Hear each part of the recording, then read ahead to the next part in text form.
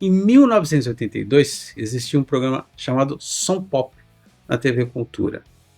E eu me encantei com um vídeo em que um sujeito aparecia jogando fliperama.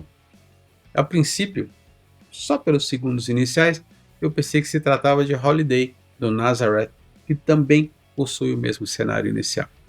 Mas na verdade era uma outra banda, era um outro conceito, e é um dos meus grupos prediletos até hoje. A canção chamava-se Allied Forces, e o grupo era o Triumph, que por um desses caprichos divinos tem toda a sua discografia lançada aqui no Brasil pela Alien Records.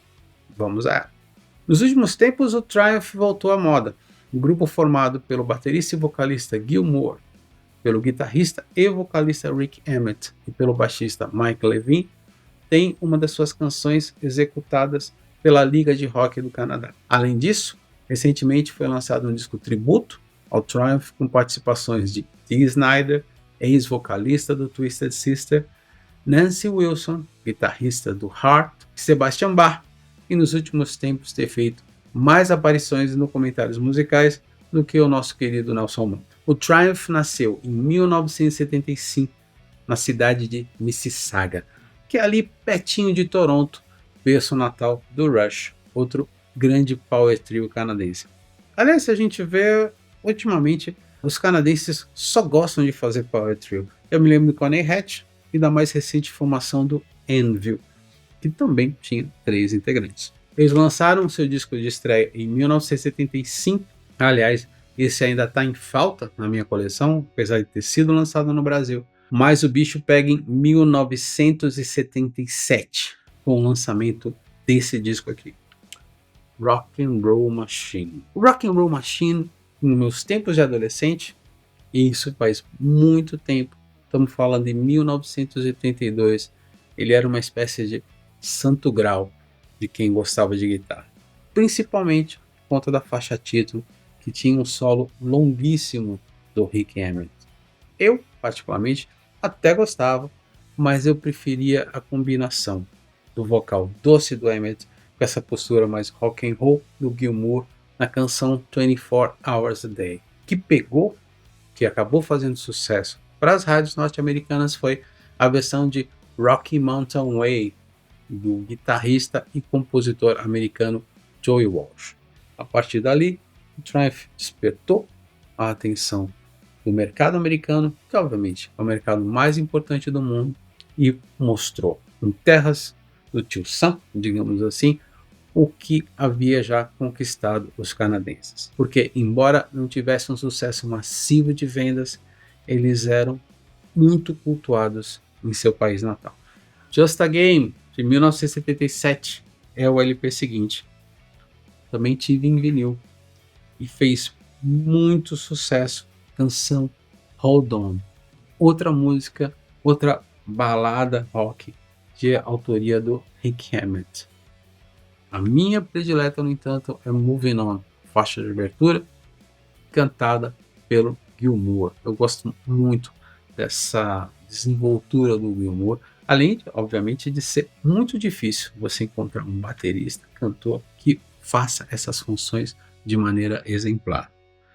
E aqui tem uma curiosidade, uma canção chamada American Girls, que inclusive faz uma citação a Star Spangled Banner, o hino norte-americano. Era mais ou menos como se fosse um recado para o público daquele país que o Triumph estava disposto a conquistar a parada mais difícil do universo. Progressions of Power é o disco seguinte e é o meu predileto deles. Adoro Live for the Weekend, outro grande rock vigoroso cantado pelo Gil Moore. Sobre esse disco existe uma curiosidade. Eu conheci esse disco através do Blackmore, que é funcionário da Animal Records, ali na Grandes Galerias, meu parceiro de Santos, e ficou muito famoso por ganhar competições até internacionais de air guitar. Foi o Blackmore que me emprestou esse vinil e eu registrei ele na minha mente por anos e anos. Fico muito feliz que ele tenha ganhado uma versão em CD. Allied Forces, de 1982, é o disco que o Triumph finalmente atinge o mainstream do mercado norte-americano. Nunca foi aquela banda de chegar ao número 1 das paradas, mas sempre foi uma banda de muito respeito. Principalmente aqui, no caso, a faixa título, cujo clipe eu já falei, mas também Fight the Good Fight, do Rick Emmett, que mais uma vez traz esse contraponto entre a balada e a postura mais rock and roll. Vale inclusive um parênteses sobre o Rick Emmett. Ele é um guitarrista super virtuoso, ele é um guitarrista de uma formação clássica presente em muitas dessas composições, ainda que também saiba destrinchar o blues. Eu vejo o Rick Emmett como um elo de ligação entre aquele guitarrista mais clássico, mais formado na escola do rock and roll, com esses virtuosos, tipo Matt Friedman ou Frank Gambale, digamos assim, embora o Frank Gambale seja mais na linha do jazz. Mas eu vejo o Rick Emmett como uma ponte, um elo de ligação que vai descambar nesses guitarristas mais virtuosísticos, no sentido de técnica, no sentido de uma formação acadêmica da guitarra. Outra canção de destaque do Allied Forces é Magic Power, que inclusive tem relatos de pessoas que superaram problemas de saúde, problemas pessoais, graças à letra do Rick Emmett. O Rick Emmett ele tem um quesinho ali de autoajuda, chegou inclusive a fazer letras de uma temática até um pouco cristã, depois que saiu do Triumph. Allied Forces, se você quiser começar a escutar o Triumph, eu indicaria o Allied Forces. Allied Forces fez tanto sucesso que o Triumph foi convidado a tocar no US Festival, que é aquele mega evento que aconteceu em 1983 e pelo qual o Van Halen recebeu a então inédita quantia de $1 milhão para uma única apresentação. O US Festival também trouxe o Ozzy Osbourne vestido como se fosse um peru de ação de graças. Eu acho que ele pensou que usaria uma indumentária indígena, mas ficou parecendo mesmo um peru. Marcou inclusive a estreia do Jake Lee na banda do Ozzy e apresentações lendárias do Quiet Riot e do Motley Crue, apresentações inclusive que os consagraram. A performance do Triumph foi irretocável e culminaria por um dos discos mais bem sucedidos do trio, que é Never Surrender.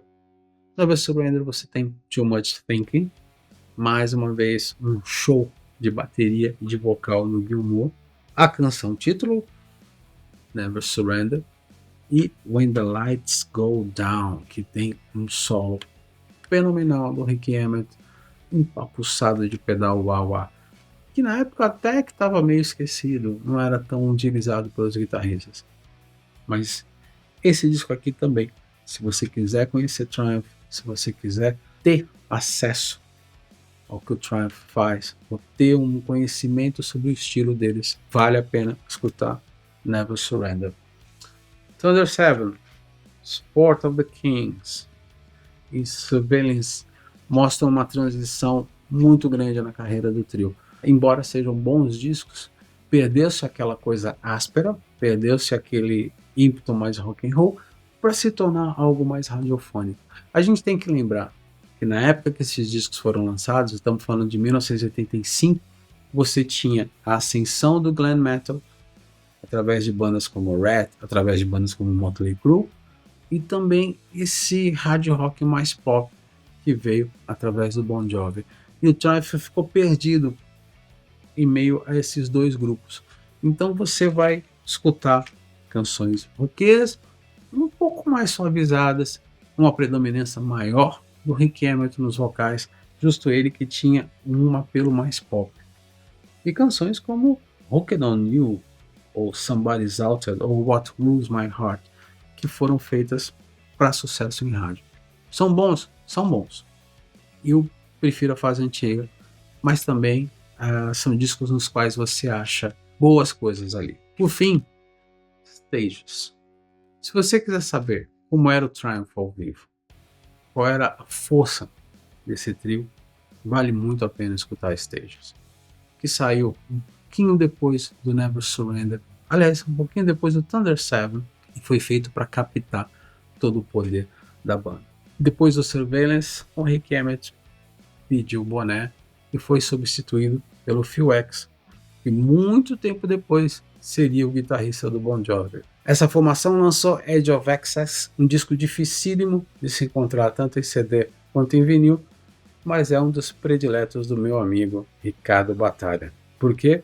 Claro, porque é um disco de hard rock que traz um pouquinho da influência daquelas bandas de Los Angeles ali dos anos 80. Mas isso não desmerece nem o Batalha e muito menos o Triumph. O grupo se dissolveu pouco tempo depois e de tempos em tempos ele acaba sendo renascido em tributos, em eventos, mas principalmente através do cinema. Em 2021, o cineasta Sam Dam, que já tinha feito documentários sobre o Iron Maiden, sobre o Rush e a série Global Metal, além do grande filme The Headbangers Journey, fez um documentário sobre o Triumph, chamado, obviamente, de Rock and Roll Machine. Isso reacendeu o interesse dos fãs de rock pelo trio formado pelo Gilmour, pelo Rick Emmett, pelo Mike Levine, mas não foi suficiente para que eles voltassem a tocar. Fazem uma outra apresentação esporádica, participam de prêmios, mas não tem como recuperar aquela magia dos anos 80. No entanto, eu já ouvi faixas desse tributo e acho que ele está muito à altura do que o Triumph. Se você gostou desse vídeo, curta, comente e compartilhe. Se você não gostou, mande para o Ricardo Batalha só para ver a provocação e a cara de raiva que ele possa fazer com essa brincadeira bobinha. Clica no sininho para saber de maiores novidades e espero você mais uma vez nos próximos dias para a gente voltar a falar sobre música.